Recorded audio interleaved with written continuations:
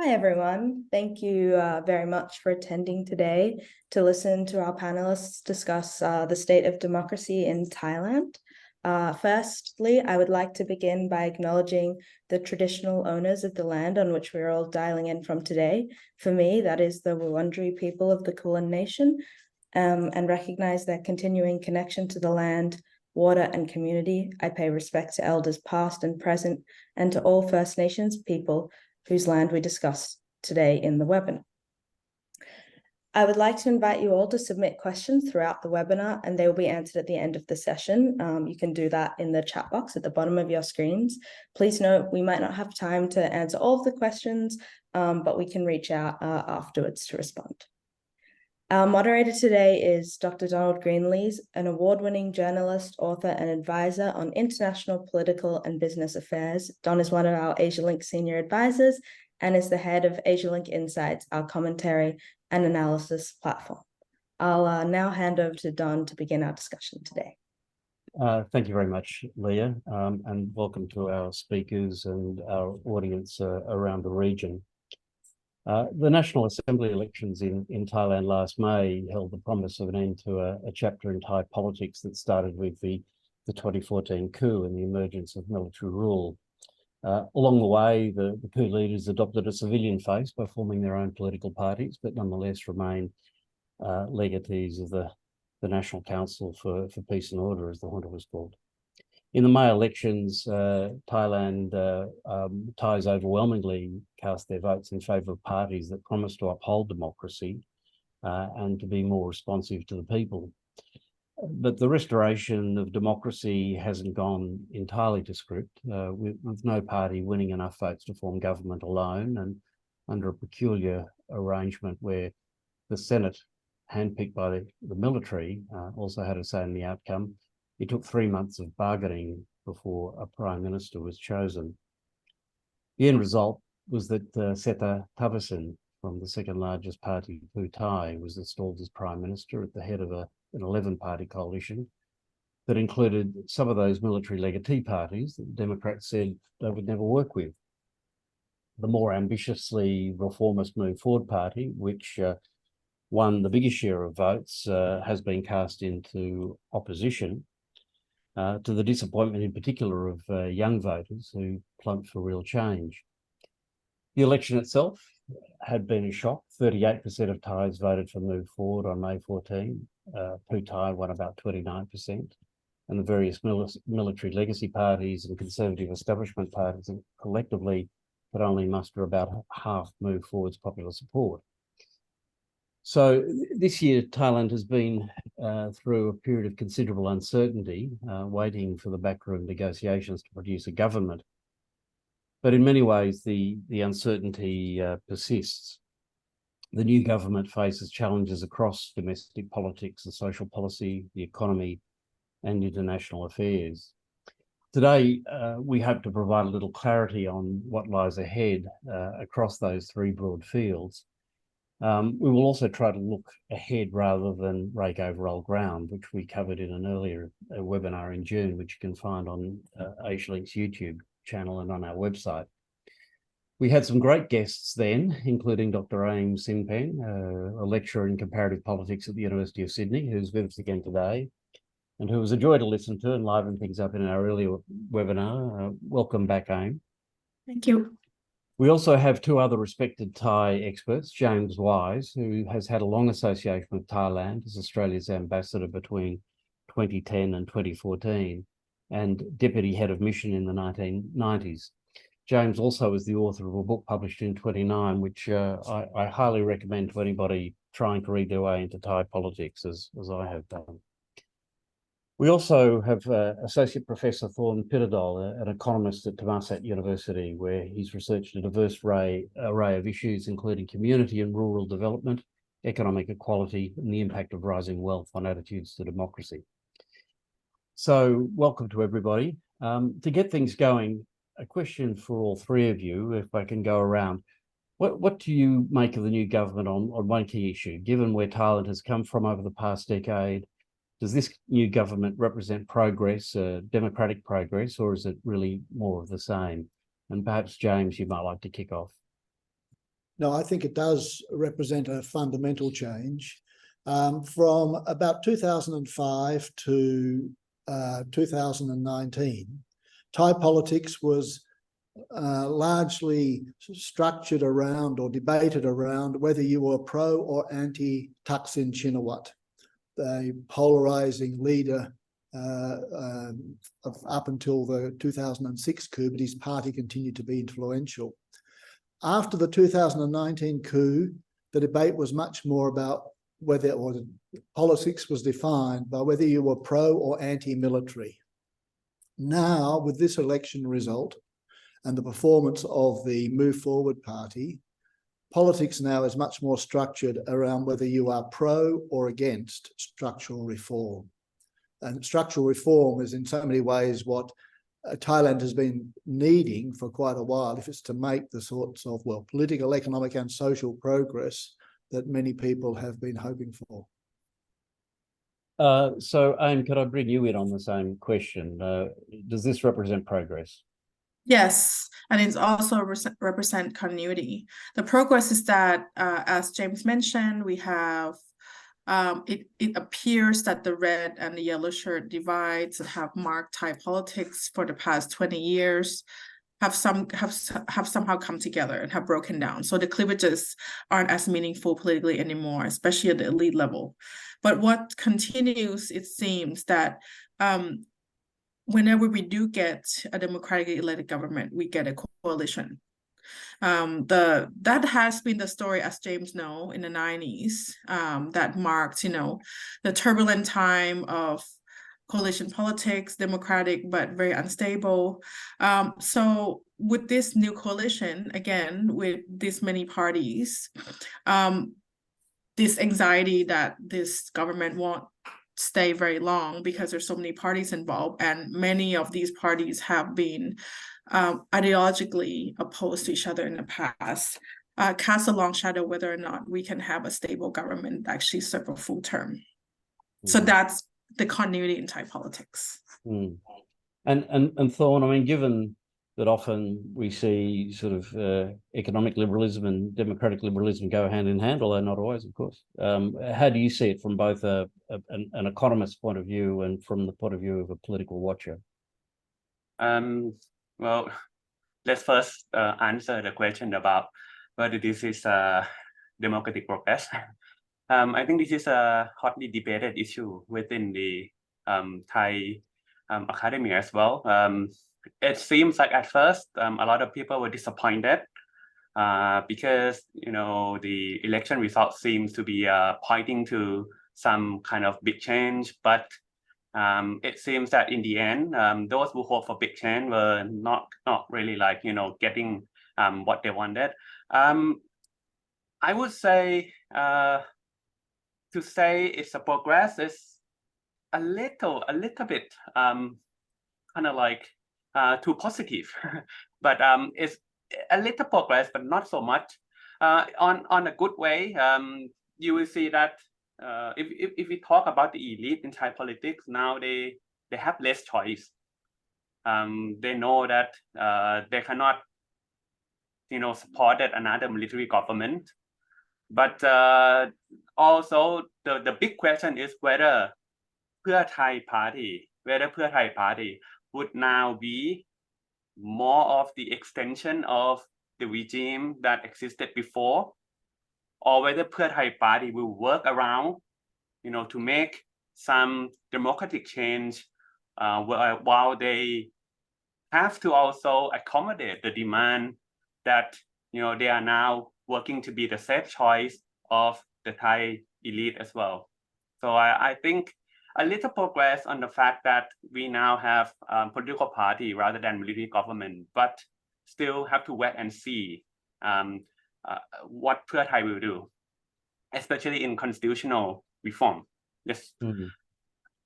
Now, in your answer, Aim, you touched on this issue of stability and longevity, and given the size of the coalition and some of the, I'd imagine, very difficult to reconcile interests in among coalition members, I think a big question is, whether this will be a stable government that will go the full term. Do you see this as a full term government? Will it last all the way through the next 4 years? I think it will last longer than most people expect, because I think the option of letting this government fall and potentially creating a political opportunity for Move Forward Party to reinsert itself is too high of a price for a lot of these parties to play. But we don't know. 11 parties is a lot, and what political theorists would suggest, highly unstable. On the other hand, I think this is why we're starting to see that some of the key policies that had been campaign promises from Pheu Thai that are likely to be controversial, as Thon said, constitutional reform, are now being pushed back. A lot of these thorny policies are they're trying to make it so that it will be the last thing they do, but they will still want to do it. You're starting to see languages of delay. We need to study it first. We need to get more, we need to understand what people really want. We need to do a bit more consultation with different groups. This is sort of with the delaying, right? So the quick sclerosis win, rather than collapse. yeah, they said we're gonna do it, but we would need to look at it a little harder. Let's make this a good one, and we might need a referendum, right? But I think this is a time when they really need quick, small wins at the beginning to reassure, particularly investors, reassure the world that this is not going to collapse on their face. But they don't even know themselves that they could work together. So this is sort of like, let's do a quick win. What can we do that we can do really quickly that will make it look good and stable, so that we can, lengthen or delay the difficult stuff to the end. So maybe it will last longer than we think. And James? Yeah, no, I agree. I think in terms of stability, it will look a lot like other coalition governments have in Thailand, where they'll be often distracted by politicking, and the policy making will be, let's say, uneven and will often take second spot. But it will survive. The glue that will keep the coalition together is fear of the next election. They will find ways to sort of overcome whatever problems emerge within the coalition. One or two parties may fall off at some stage. There will be, as usual with coalitions in Thailand, even without coalitions, a fairly high turnover of ministers. It's a way of keeping people happy, so the coalition stays together. So I think right up until its last year, I think it will survive without too much trouble. As an election draws nearer, there'll be all sorts of efforts to poach each other's candidates, MPs. It happens every time.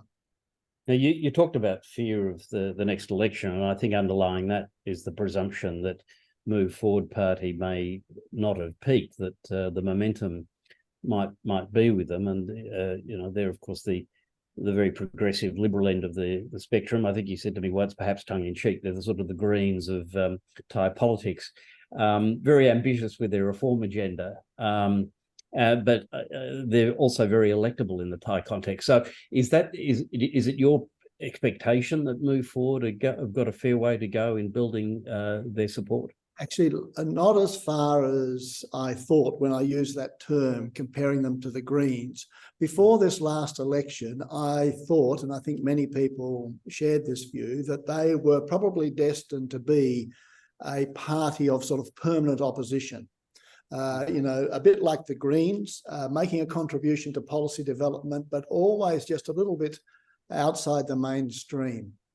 But that assessment at the time, I think, has been proven mistaken by the results of this last election, that there is now an appetite for liberal democracy in Thailand, not just electoral democracy. And that's what Move Forward has brought. Now, whether they've peaked or not is hard to say. A lot is going to depend on how well this current government, handles the sort of day-to-day concerns of the electorate, which basically bring you back in so many ways to the economy. And just an anecdote, if you like, where I am up here in Chiang Mai, I have fairly daily contact with a lot of Thais, many of whom aren't high income earners. They're fairly poor people. And they were ecstatic with the election result. People who'd previously favoured Pheu Thai up here favoured Move Forward, and Move Forward did very well up here. They were bitterly disappointed when Move Forward was outmanoeuvred by Pheu Thai, but ultimately outmanoeuvred by the constitutional arrangement which gave the power to the Senate. But the day after that disappointment were busily discussing amongst themselves how would they spend their 10,000 baht. And I think that sort of gives you an idea of what's going to matter. If this government can meet some of those socioeconomic expectations of the ordinary voter, I think it may be able to withstand what has been, a remarkable shift in the electorate towards a more genuine liberal democracy. I'll come to this issue of the sort of the sugar-coated giveaways in a moment, the populist agenda. But Torn, just to turn this over to you, you've done a fair bit of work on income, demography, and democracy. Is there do you see some sort of trend that ultimately favours a more liberal outlook politically, which would translate into strong support for Move Forward? Can you ask again? I'm not sure. I mean, do you see underlying trends demographically in terms of rising incomes? I think this is an area where you've done some research. Yeah. And do you think that long-term favours a more liberal political outlook, including perhaps support for Move Forward? This idea of whether Move Forward might have peaked. I think Thai politics changed so much that what we used to, the explanation that we used to have, when Thai Thai or Palang Prachachon Party, those past party before Pheu Thai when they won election, we used to explain that they were the party of the poor, but now it's very different. If you look at the Move Forward Party, seems to be like the support seems to be coming from all the income group. So it seems like this is not the Move Forward Party just represent not just party that want to make policy for the poor or for the middle class, but they embodied the ambition to create some more profound change in Thai politics. But back to the question you asked earlier, whether this Pheu Thai government will last 4 years. I think somehow I would have some different opinion. Two things. It all depends on whether Move Forward Party will get dissolved. So we may not see Move Forward Party in the upcoming election. This is one thing that I think Move Forward Party already know that they have to prepare for possible decision from the Constitutional Court that would weaken the Move Forward Party a lot. On the other hand, looking at the economic policies of Pheu Thai, I think they seems to be looking at short run rather than long run. There are a lot more to be said on this. All the policies, like especially the key policies now, is the stimulus, the 10,000 baht digital money. But they are aiming to use this very big program to stimulate the economy. But they probably do it once in the upcoming year, maybe next year. The question is what happened after that? Stimulus work, but when they look at the long run, then it probably worked for a year, but the year after and after, which they would probably still, if they want to be in the government for 4 years, and they have to ask what will they do next. In terms of this question of stability and longevity, I think a lot of people had been anticipating a popular backlash after the deal was announced between Pheu Thai and the other members of the coalition, and breaking a promise not to get into bed with military-linked parties. How do you read the state of the mood in the electorate, if you like? Are you surprised that there wasn't more of a popular response to the way that deal was done? No, I'm not surprised. I think if you look at large-scale mobilization in the past 20 years, there are different phases. And the simmering stage is sort of like cooking a stew, you know. You need lots of ingredients and it simmers over time, and then you need a triggering event. And as Ton correctly points out, one of these triggering events could be the dissolution of Move Forward Party. So it has to be critical enough. And that doesn't mean there isn't discontent, but to mobilize people today is very different from mobilizing people 20 years ago. Today, it's largely digital mobilization that then turns into offline mobilization, and that turn requires some really significant event that would draw on people who otherwise wouldn't protest, even online, to come out on the streets. And I think we haven't had that yet. And the past 2.5 years of student-led protests have shown that even if there are, that you're able to demonstrate that you can get people onto the streets at different parts of the country, it has to be large enough scale for anything to change, or even the government to care, to send anyone to talk to the protesters. And in the past, those more successful large-scale mobilizations require a number of high-level elite, including largely politicians that are famous, and not just politicians from one side, but multiple politicians to get involved, because it's about drawing resources. It's about mobilizing large enough people that are not just your normal constituents or supporters, but expanding that.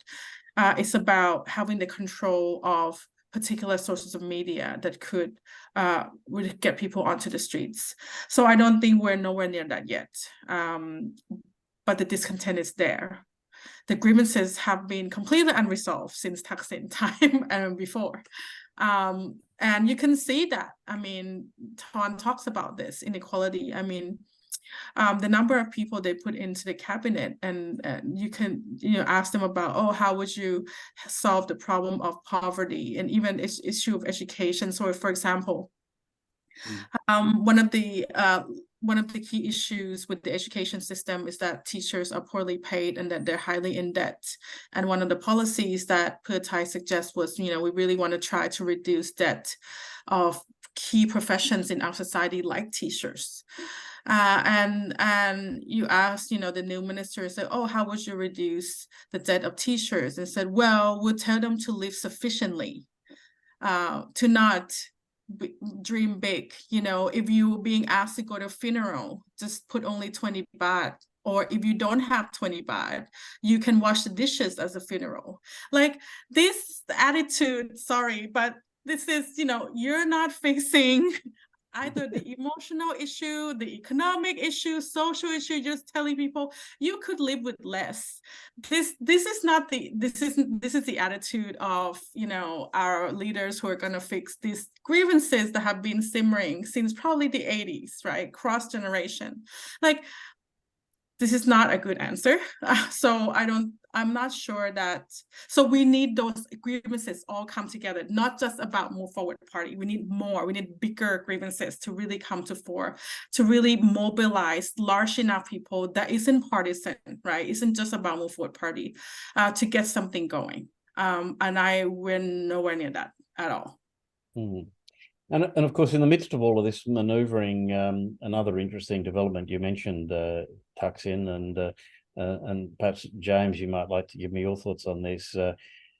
Thaksin suddenly returns to the country as Pheu Thai forms a government. What significance do you put into that? Do you see Thaksin sort of quietly drifting into retirement, or is he going to be an influential player in Thai politics over the next few years? Yeah, but Thaksin's not the retiring type. But before I just say a little bit more about that, just going back to whether there were demonstrations, I agree entirely with what Aim has just said. But in addition, and I think this is sort of to be a little bit more optimistic, and that is that with Move Forward being in the opposition, they will continue, as they did in the last parliament, to bring, I think, more of public, national discussion about these big issues into the legislature, which is a positive development for Thailand. And so politics is less prone, political problems are less prone to find themselves dealt with on the streets, more likely to have some of them addressed within the parliament, which I think is a positive development. Coming back to Thaksin, Thaksin, as I said, is not the retiring type. And I think he won't be in prison for very long. As people who've tuned in may know, he came back, he was facing a sentence of 8 years.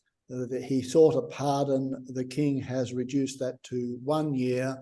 Given his age and his health conditions and a practice here of the monarch giving periodic reductions in sentences, it's very unlikely that he'll be in jail after about another 3 months or so, I suspect.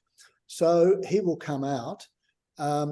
He's going to, I think, more likely than not, play a role behind the scenes, but you cannot underestimate Thaksin's capacity to miscalculate. He's done it throughout his career and overstepped the mark, and and there is a risk he'll take a higher public profile than the system can absorb.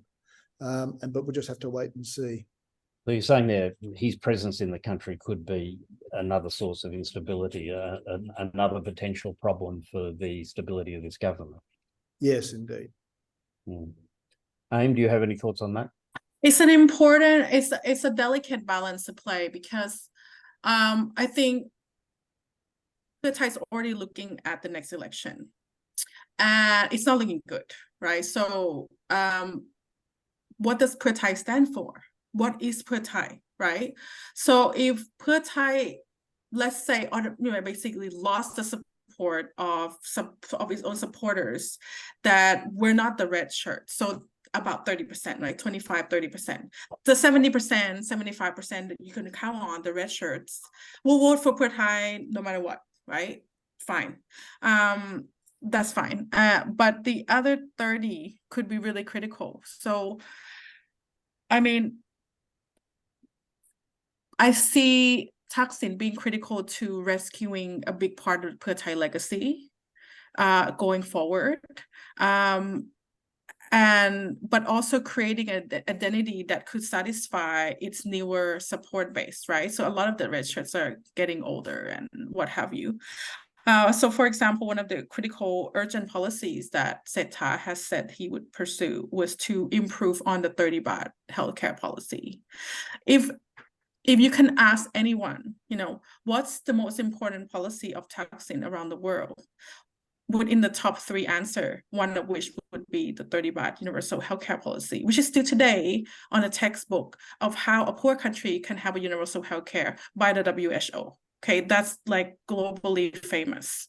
And I think that is an important legacy to rescue, because that's what Pheu is, right? That really important policy. So I thinking about what Thaksin, what role he would play, maybe he would play a number of roles, but I think the critical one would be rescuing the legacy, ensuring that 70% red shirts are staying on board. And, another side of Pheu would be trying to basically draw the support base of Move Forward Party, because essentially even Move Forward admits they're selling ideas. The reforms and structural change they want is ideas. That's why they're working really hard in the movement, the grassroots side, advocacy, because this will transcend the many iterations of their political parties. But these ideas can be stolen, can be taken over, can be recalibrated by another party. And that's exactly what Pheu is looking to do. It needs to modernize, it needs to get better at social media marketing, and it needs to find its DNA that isn't just solely about Thaksin, even though that DNA is really critical for its stability as Thailand's most important, largest political party today. Now the Shinawatra clan has the unique distinction of producing two prime ministers, both who went into exile to avoid spending time in jail. And Thaksin's sister Yingluck is still abroad. Anyone prepared to take a bet on whether and when Yingluck will be able to return to Thailand? This, I think, may come to the question of the risk of Thaksin miscalculating. If he were to move too soon to bring Yingluck back before he's addressed some of the concerns that AIM talked about for the normal, Pheu Thai supporter, I think that would be damaging to Pheu Thai's prospects and to Thaksin. And he may miscalculate in that way. It's much more important, a much bigger issue for the country and for Pheu Thai is these policy issues, which really will influence levels of support in the next election.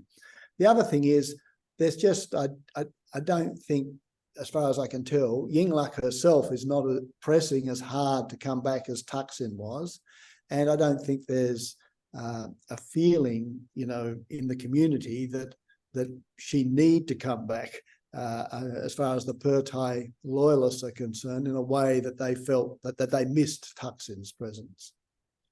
Now, there are a couple of issues I want to cover on the domestic policy front before we move on to the economy, but just I think they're important issues. Constitutional reform, I mean, that's on the table and presents itself potentially as one of the most divisive issues over the next couple of years. What should we anticipate from that constitutional reform process? Perhaps you could start, AIM.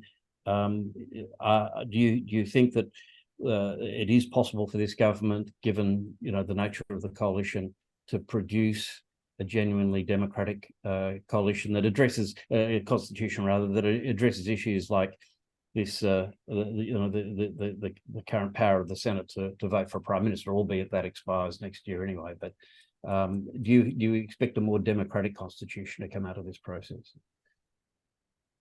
If by being democratic means that we require a referendum, it could appear democratic. I think their main strategy, as I mentioned, is to delay and to study it. But critically important is who gets to be the head of the study group, right? That would eventually get to potentially appoint or maybe even elect members of the drafting committee. And from what I can tell right now, Pheu Thai is ensuring that it's staying at the top of the process. And I think that's important because there's a lot of moving parts here. I suspect that the studying period might be democratic in the sense that it would include consultation with a number of interest groups, but we don't know whether consultation leads to actual inclusion of ideas, right? You can consult all you want. Lots of authoritarian governments consult all the time with their people. That doesn't mean that what the people say, the people's input, citizens' input get included in the actual decision-making process. So we'll see. I think if we can see the membership of the people that are heading the study, that is it dominantly Pheu Thai or is mixed bag, we might have a better indication of how democratic this process might be. And on other sort of key reform issues, the lese majesty law, I mean, the section 112 of the criminal code also promises earlier to abolish conscription to the military. This government looks like it's going to play things pretty cautiously. Those issues are obviously off the table. I mean, they had to be ruled out as part of the coalition agreement. 112 is off the table, but Pheu Thai did promise some form of modernizing of the military. What the details very vague, but it's already, these two are already rollbacks from their campaign promise. So I think we're not going to see, we might see something, but it won't look anywhere near what they had promised during their campaign. Now, look, if I can come on to some issues to do with the economy, because the economic situation is possibly even more challenging for the new government than the political situation it faces. Torn, perhaps you could just give us a little bit of an overview from your position as to, what are the big economic challenges in the year ahead. We're seeing growth forecasts being slowly sort of whittled away. I think some of the banks are saying it, growth next year could be as low as 3%. There's been consistent decline through the year in exports. Tourism hasn't come back as strongly as the government had hoped. So how do you see the economic outlook? Yeah, as you said, the prospect of this year is worse than what people hope. So it's turning out that rather than getting a good recovery, the recovery is slower than expected. This year, I think only 2.8 to 3%. This is what is expected. The cause of this slow recovery is being said to be related to the export, which is affected by the global economy and what happened in China. Also, what we have experienced since COVID has been low consumer confidence, low investor confidence. This hasn't come back. Maybe explain as well Pheu Thai's decision to put in a large stimulus, but despite saying that this year is not as good as it hope, next year I think the prospect is much better because this is from most of the economic institutions that forecasted next year as well. It's hope that the all thing will be consumption, export, and also recovery of tourism. This thing will bring the economy back in a better situation. And having said that, this is all just still in the path of Thai economy, which performed badly before COVID. The the economy even before COVID, going into COVID, were averaging only 3% growth, the lowest in Southeast Asia. We're not counting in Burma, we have, but the slow the average growth of Thai economy has been a concern for a long time. Doesn't seem that this is getting deal with, because it's related somehow to a lot of structural issue, inability to improve productivity, lack of investment in human capital, the concentration of market power in small number of firms. All these issues are more structural, and it doesn't seem like Pheu Thai is dealing with this. But on the other hand, they want short-term stimulus. And this is it struck me as a critical issue. I mean, you're pointing out the need for deep structural reform of the economy, but it really looks in many ways like Pheu Thai is dealing with the symptoms. In terms of the priorities for structural reform, what areas do you think need most attention, and how difficult will it be for the government to implement the necessary reforms? Okay, I think over the past, because the Thai economy has been stagnated for almost a decade now, so I think a lot of structural issue has been discussed by like the World Bank, IMF, and a lot of Thai economists as well. We already have quite a clear picture that Thai economy suffered from low productivity, low wage, low investment in human capital. Also, our degree of market competition is not good. Too much monopoly power in a small number of firms, and this means that policies to deal with it will include, for example, education policies, which in M just said that we had not a very visionary minister of education. But yeah, policies like education, policies that have to deal with large companies who are now accumulating a lot of market power. This is related to somehow the politics as well, because for youth government, one thing we saw was the power of large companies get very integrated with the power of the government as well. Now, doesn't look like Pheu Thai is going to do anything with that so far. Could I get your thoughts here? I mean, one of the areas that sort of keeps coming up in the literature is the problems with the education system and the way that is retarding productivity growth. What's your understanding of the education system, the faults in the education system? And again, do you see any prospect of serious reform there? I think there is a police general now, I think, in charge of the education ministry. There's high inequality between the richer school and the poorer school. So public versus private into some respects. The structure is rigid in a sense. The public structure anyway is rigid in the sense that it's not able to incorporate and produce change that are bottom up. Too many red tape, too many views on what change could look like. I think where changes are coming from, we're seeing more on the private sector, with the private schools leading change, for example, issues regarding uniform, what's the appropriate hair length, whether or not you can color hair. These seem really minor, but these are all major concerns for the student protests who had been protesting who's been protesting the last government since 2020. That really erupt, and it's still ongoing, right? With social media and everything, young people see this inequality, it's unfairness, and doesn't understand why there's double standards in the education system and why they can't explain in the public system, why should the haircut of boys in public school be military haircut when the issue of head lice, which was the reason why they mandated this, it's no longer an issue. This all seem minor, but they matter because you can't explain to young people why rules are this way and why change is so hard. And they can't explain why the private schools are getting away with different standards and different rules.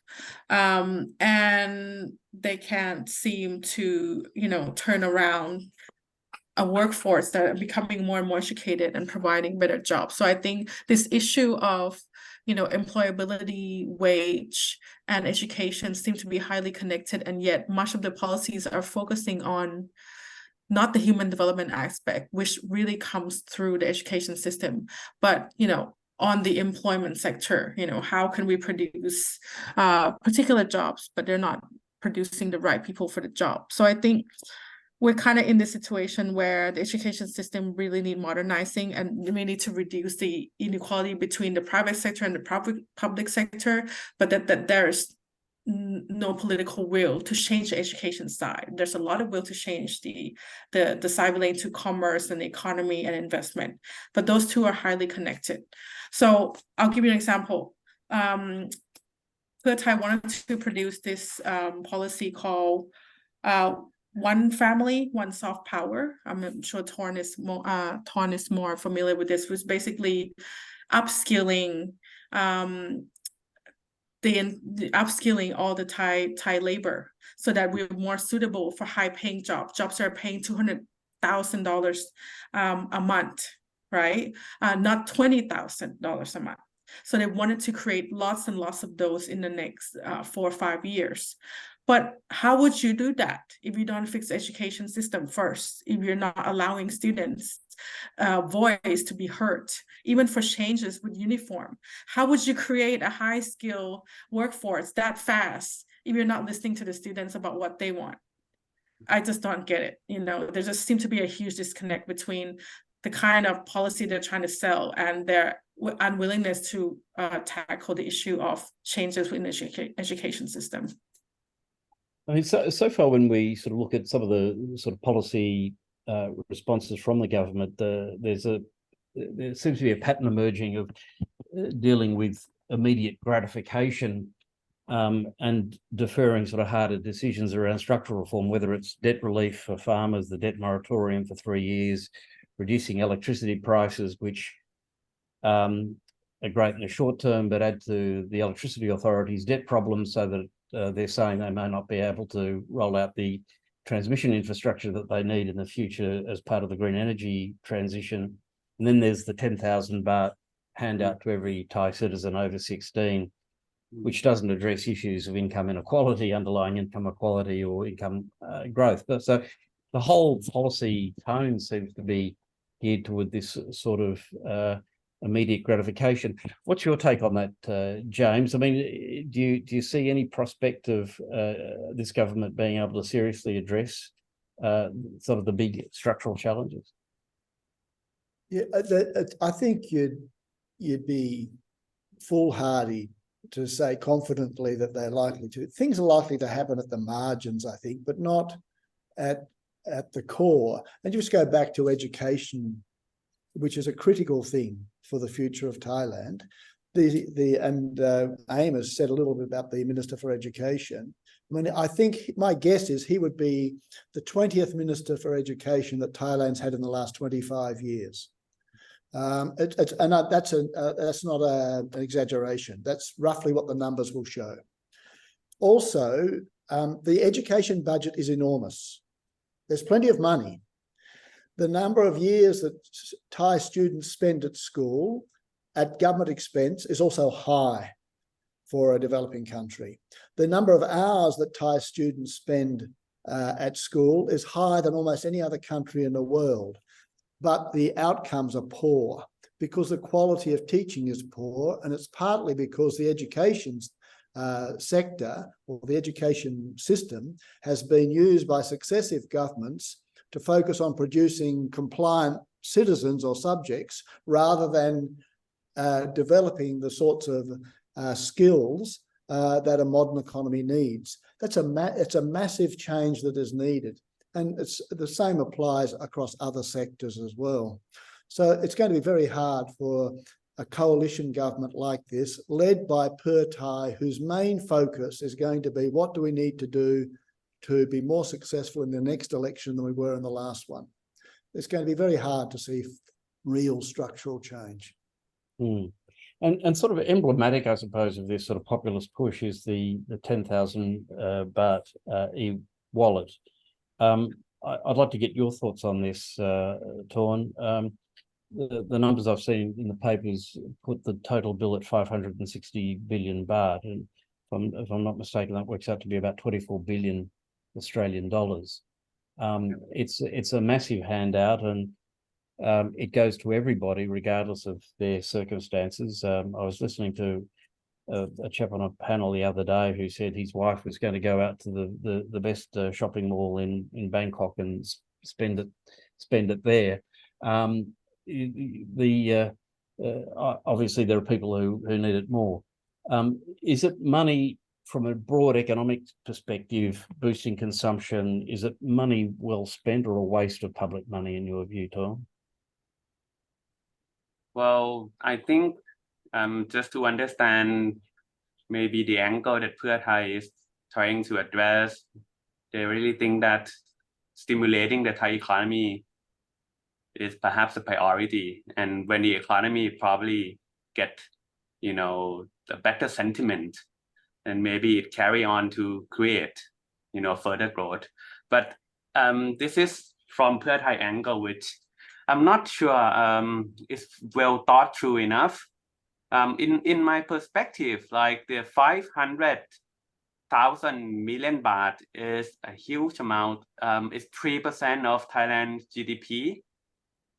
Definitely, if this is being spent, certainly the number that of economic growth, in the year this program is implemented will be much higher. They can claim good number for sure, but at expense of what this money could be used to do other things. Like we talk about things such as aging society, we talk about investment in human capital that has been lacking. This huge amount of money can be targeted toward a long-term structural problem. And it's rather, I think, a missed opportunity not to really think that if you want to, have huge program like that, to actually think beyond just economic stimulus. I guess at the end of the day, this is going to be paid for by adding to the national debt. I mean, where are they getting the money from, Tom? I have to say a lot of details of the program they have. This seems to be working along, like. But the latest information that we have is that they probably try to get the fund from the state financial institutions, the banks owned by the government, and the Ministry of Finance actually have a lot of, ownership in a number of banks, like the government saving banks, the Thai agricultural cooperative bank. There are funds that they want to pull out, and this wouldn't be officially counted in the public debt number, but they actually government debt. And another popular policy was the promise to increase the minimum wage to 600 Thai baht a day, and for graduates to set it at 25,000 Thai baht a month, I presume. Is that a realistic, viable policy from an economic point of view, Tom? This is something that Pheu Thai will have to maneuver. It seems 600 baht were minimum wage. I remember when the Move Forward tried at first to form a government, the biggest issue that they were attacked was the attempt to increase minimum wage to 450. Pheu Thai is going for 600. So I think they will just have to say that they will gradually change the minimum wage, the same as other promise that they made before election, that they will just have to gradually change things. Now, there's a question here from Greg Raymond from the Australian National University. Greg is asking whether large-scale infrastructure projects could move more quickly, and he's thinking particularly of the high-speed rail to Korat and possibly to Nong Khai, and the Kra Land Bridge project. Do you see any progress on those fronts? No, I think the railway project is very connected to China, right? It's a joint project between Thai government and the Chinese government, and I think somehow the problem that is happening in China probably have an effect on this as well. And so, and looking at the speed that they have made in the past many years, this is probably not gonna be the one that go quickly. Thanks, Ton. Now, as with all of these sessions, we run out of time pretty quickly, and I wanted to cover some foreign policy questions just very briefly before we pick up further questions from the audience. James, I think when we were discussing the other day, and I double-checked this, that there hasn't been an Australian Prime Minister's bilateral visit since 1998. Both Morrison and Albanese have been here for multilateral events. Do you think the Thai relationship has been neglected from a bilateral standpoint, James? At the political level, it has, and I think the Thais noticed that. In other respects, though, the relationship sort of hums along. It doesn't have a high profile, and it's largely problem-free. But at a day-to-day level, a lot happens in government-to-government relations between Australia and Thailand. So it's one of those relationships where I think Australia definitely could take much more seriously. Certainly at the political level, it's nothing short of shameful that there's been no bilateral Australian visit here since 1998. And even that visit by John Howard was really structured very much around Hellfire Pass and Anzac Day celebrations or commemoration rather than the bilateral relationship. So there's a gap there. And the other big gap, which is across Southeast Asia, I suppose, is Australian investment in Thailand is languishing as well. And Nicholas Moore just produced a very big report on that, which the government plans to respond to fairly soon.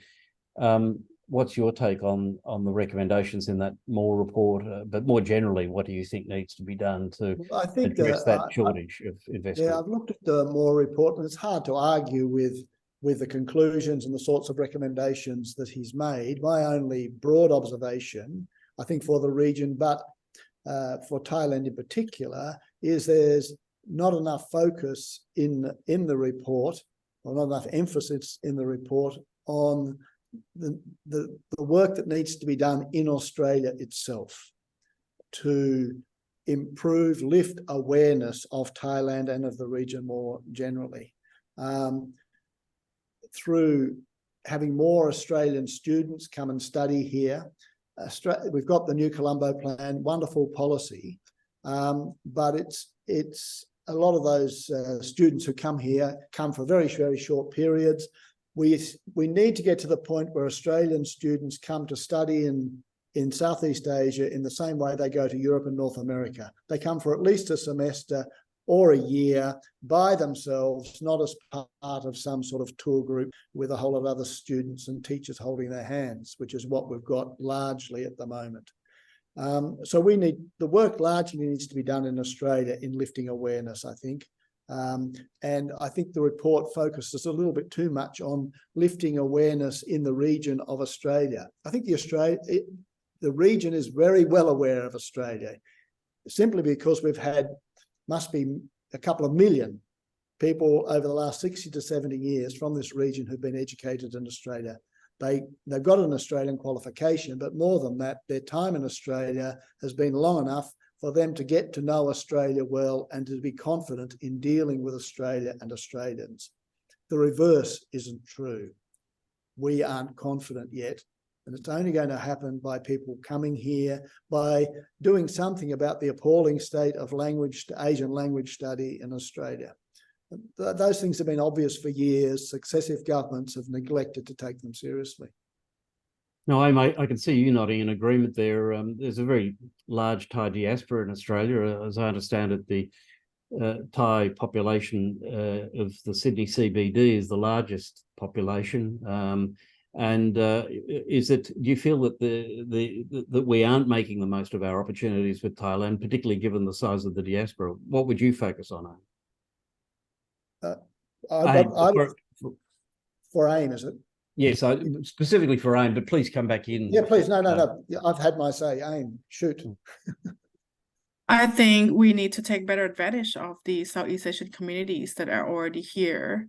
To be honest, over the years that I've dealt with DFAT, for example, and I'm not really sure why, but I am not seeing staff that are that are in charge of the Southeast Asia division or going through, have any background or language skills.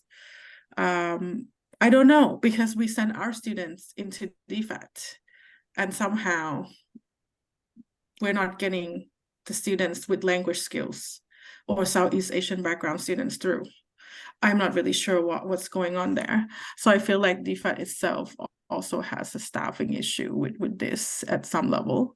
It's extremely difficult to motivate Australian students to do a New Colombo plan. They would rather go to Europe. I've been trying every year.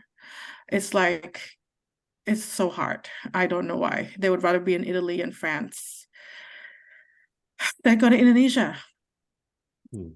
They would go to Bali for a weekend or a wedding, but not to study or live.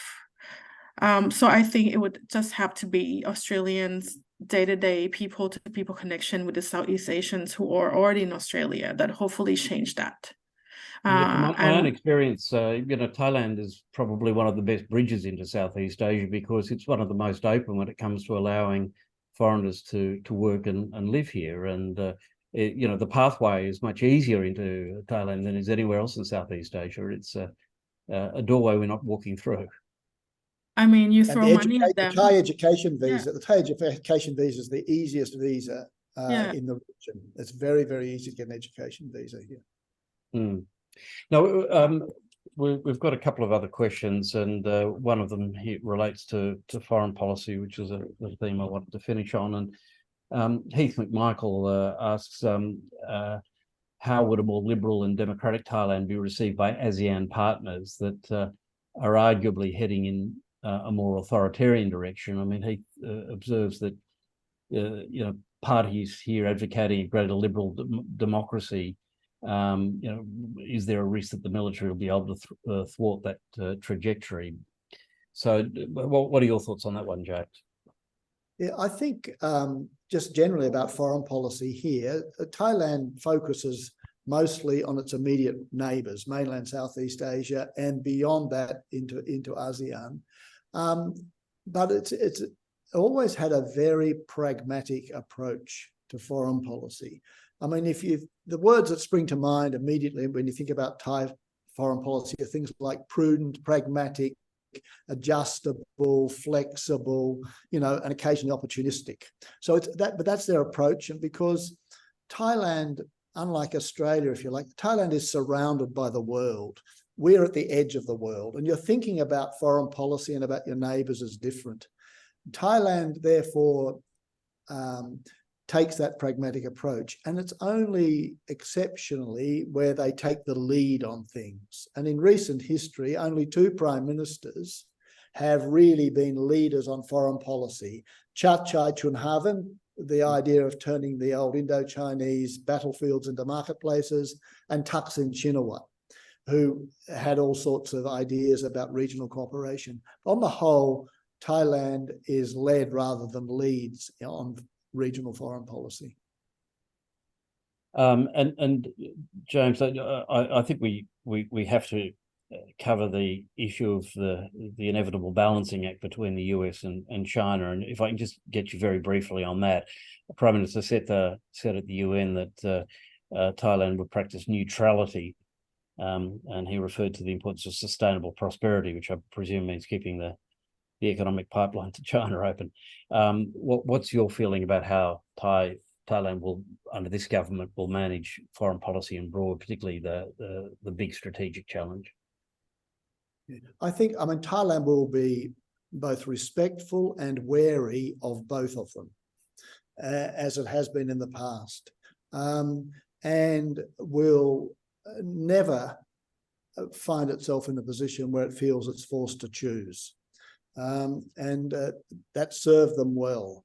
And it has deep historical roots here, this business of balancing powers, whether they're great powers, great civilizations, or colonial sort of powers that came here in the past. Thailand's very experienced in this balancing game. And I think they'll just continue to do that. It will, I think, be easier. The US relationship will be easier because you've now got an elected, more civilian government here. And in the past, for its own domestic reasons, the US government has been accused of hectoring, you know, when Thailand has a coup and so on. But the relationship with China also, the Thais, as I said, will be respectful, but also wary of China and have some sympathy for the pressures that other Southeast Asian countries and ASEAN partners have.